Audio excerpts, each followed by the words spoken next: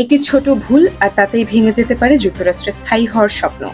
যুক্তরাষ্ট্রের অভিবাসন প্রক্রিয়ায় স্বাক্ষর সংক্রান্ত কঠোর নতুন নীতি আনছে ইউএসসিআইএস।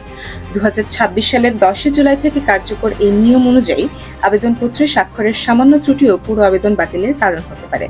সংস্থাটি জানিয়েছে, বৈধ স্বাক্ষর না থাকলে আবেদন গ্রহণ পর্যায়েই তা বাতিল করা হবে অথবা পরবর্তী ধাপে নাকচ করা হবে। এমন পরিস্থিতিতে জমা দেওয়া ফি ফেরত পাওয়ার সুযোগ থাকবে না।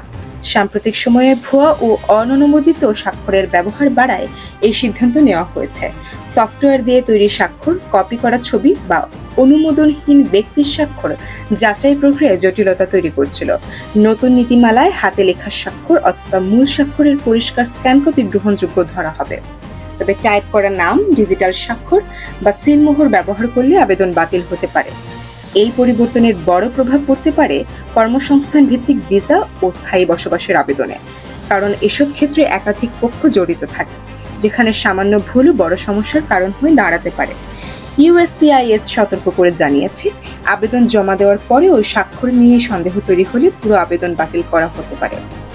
এতে আর্থিক ক্ষতির পাশাপাশি অভিবাসন অবস্থানও ঝুঁকিতে পড়তে পারে।